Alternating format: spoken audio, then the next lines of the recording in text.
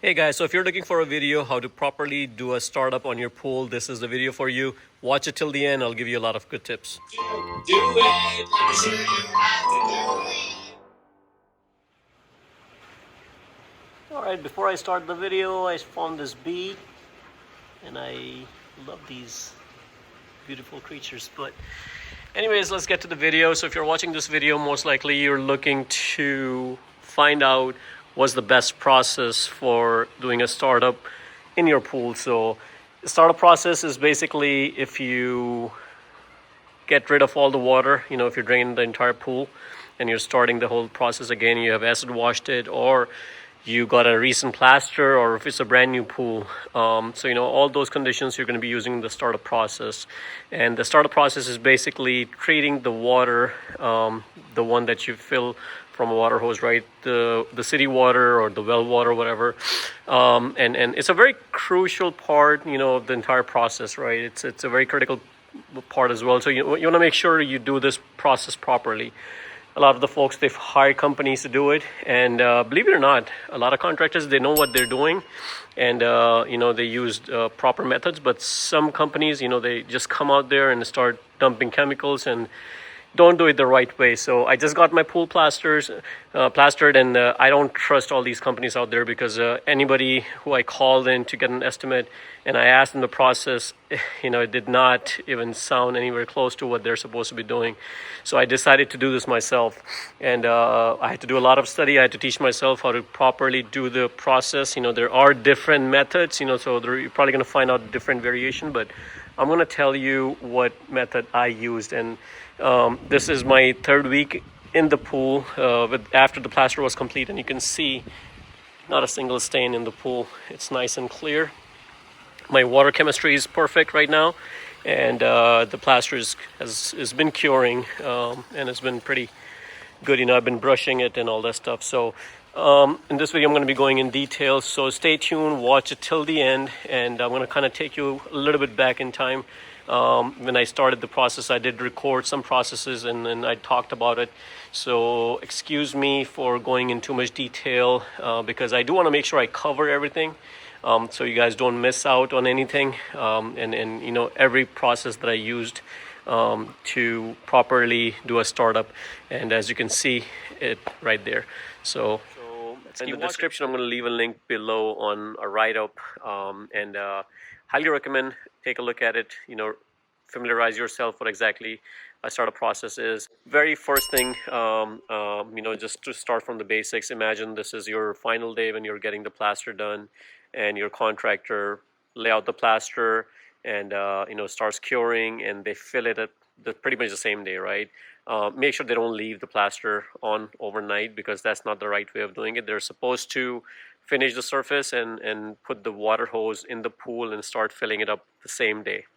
Now, when they put the hose in, the very first thing you want to make sure is they tie a piece of rag, a piece of cloth, or a t-shirt or something on top of your hose pipe, so that way the water is kind of like not streaming directly on the surface. Because if you just leave the water dropping down, it can cause an indentation on the surface.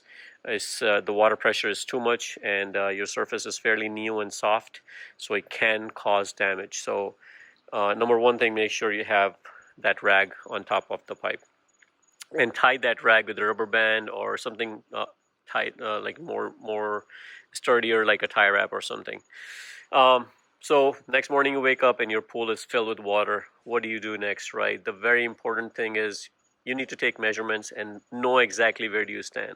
Now, regardless of your pool guy, if they're the one who are taking care of this whole thing, I still highly recommend take a sample of water, take it to your local pool store, and get your readings to make sure that these guys that you hired, they're doing it the right way. So the very important thing is, the very first thing you want to add to your pool is, is maybe like, there are so many different kinds, but the one that I use is called the megenta stuff. And what that chemical does is basically it starts bonding your loose particles, like the powder stuff. It requires less brushing if you use that, right? It costs like $40, but it's well worth it. And the reason I say that is because brushing is a very critical part of this whole thing as well. You have to brush your pool. They say some folks do it twice a day. Some said, hey, do it twice a week, But if you use the magenta stuff, it really reduces down the brushing, because what the main purpose of the brushing is, because when you have a new surface, you have this white scaling on top, and what you're trying to do is get that scaling off, and brushing it off and getting it to the filter, and over time, that scale starts to build up, even more on the surface. So for you to really see the proper surface like this, the blue pebbles, in my case, because it's double sky blue, you really have to brush it off. So if you use the magenta stuff, it not only prevents copper staining and things like that, metal staining in your pool, it prevents that kind of stuff, but also it reduces down the brushing and all that cloudiness and all that stuff goes away. So it really helps. Highly recommend use that. And I'm not saying use the magenta stuff. You can use any other ones as well. There are many. I'm just telling you the one that I use was called the magenta stuff. So that was number one thing that I did the very first day. The second day, you go test the pool water again. Now keep in mind, your pH and your alkalinity is the most important thing in any pool chemistry system, right? Those are the two things that you must take care of it first before you add chlorine or anything. Since you're city water, you're good for 3-4 days. Right now, there's no chlorine in this pool right now, and you can see this is the 4th day I'm standing at this pool. And you can see still crystal clear, no chlorine, but it's still not green or anything. After adding the magenta stuff, what I did was I worked on my alkalinity. That's the main thing.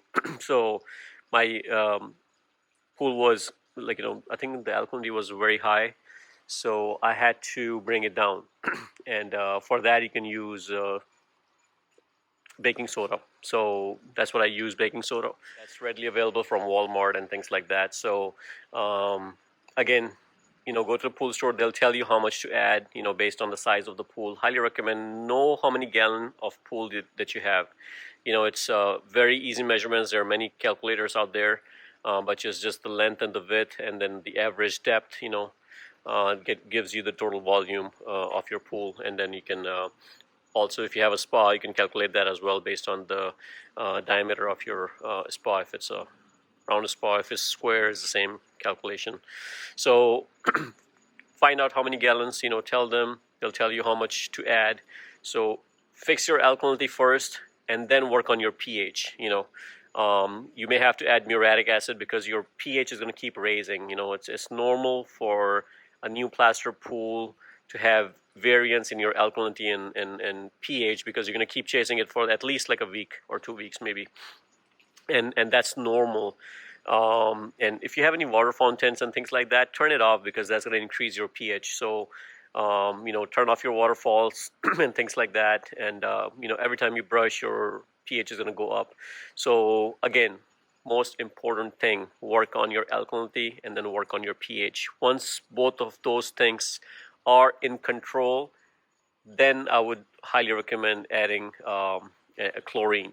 So think of once you add chlorine, you have 24 hours, right? And it's gonna disappear, because once the sun comes out, your chlorine is going to go away if you don't have cyanuric acid. So that brings up a good topic to discuss, cyanuric acid. So CYA it's called. It's not cover your A, but it's cyanuric acid. It's kind of like a sunscreen for your chlorine. Think of it this way. It protects your chlorine. And if you don't have that in the water, your chlorine is just going to go away. So let me show you exactly what I'm using here. It's also called stabilizer, but it's just cyanuric acid. And this is a skimmer sock, and I just put it in the skimmer sock, and I'm just going to drop it into the skimmer.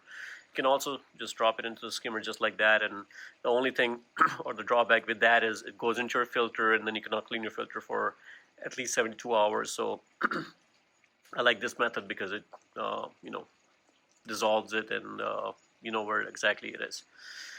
But let's not go there to the chlorine yet. Once my pH and alkalinity is adjusted, you also want to make sure your calcium level is good, because if your calcium level is low, the water is going to start eating up your new plaster, and you definitely don't want that.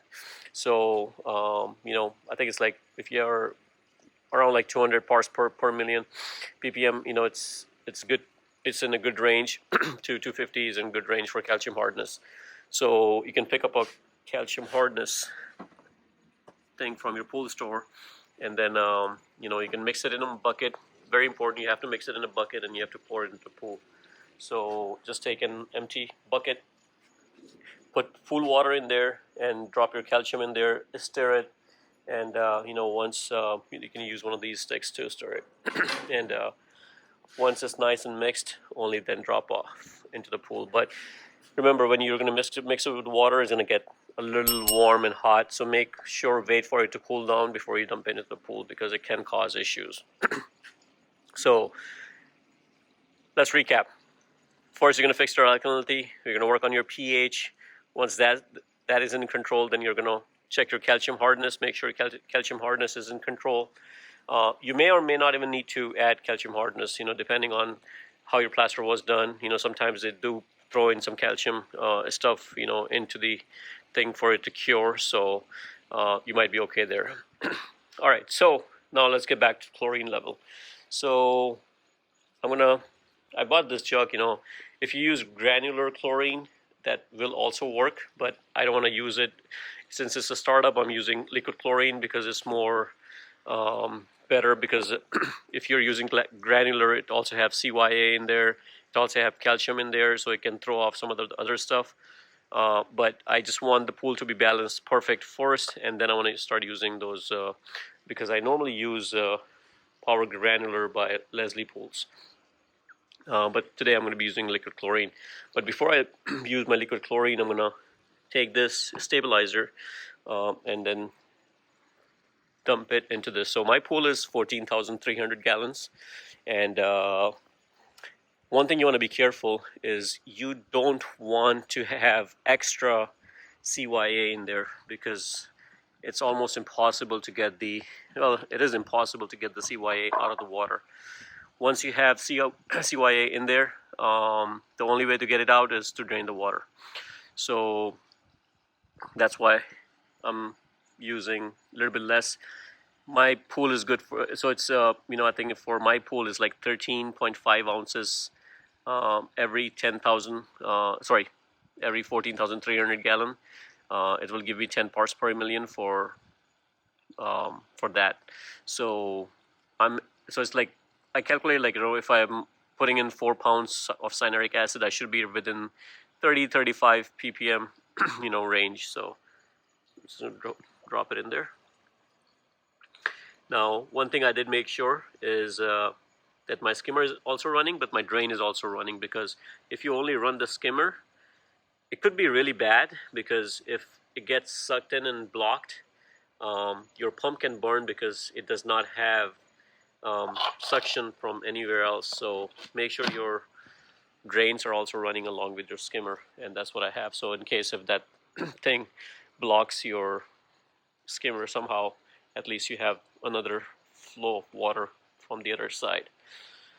So once that sock is dissolved in the water, I still have some more left, and I'm going to put that in there, but I'm not putting any more. The calculator showed me it needed more than 4 pounds, but I'm using 4 pounds right now. Then I'm going to get my water tested for the next 2 days, and then I'm going to add it little by little, because it's good to be under but not over when it comes to cyanuric acid. And same thing with calcium hardness. Be very careful. You don't want to go over with your calcium hardness, because there is no way to get it out either. So now I have that thing. I can, since it's nighttime, I can go ahead and pour in my liquid chlorine. It's not going to go anywhere, because that thing is still mixing with the water, and I can add chlorine in the water, and at least I'll have some chlorine. I'm not going to put a lot of chlorine in there, because it's a new pool, so you don't want to have too much chlorine either. I'm just going to put half a jug of that liquid chlorine, which is 2.5 gallons basically in that jug. So I'm going to pour half a gallon. That would be enough, to bring my ppm, for free chlorine a little bit. And then once that thing is dissolved, it's going to keep that in the water. So I just don't want to be in a situation that I turn the water green because I'm not putting in any chlorine. Since this is a city water, it had some chlorine from the city, so that's why it's good for right now. And I'm going to pour that jug, and then I'm going to get my water tested again tomorrow, and then the day after tomorrow, and then the day after tomorrow, until I have a perfect balance. Now keep in mind your pH and your alkalinity might be getting off here and there. So I highly recommend go to a pool store who are doing the test using a Tyler kit or something like that, because one of those machines that now they're doing testing with, they're not that accurate and they might give you false reading. I in fact went to 3 pool stores, and one of the pool store was completely off. So I kind of scratched it off my list. I'm not even going there for testing purposes. And the guy even mentioned that his machine sometimes acts shady. So, if you have time, highly recommend them. This is a big investment that you're putting in.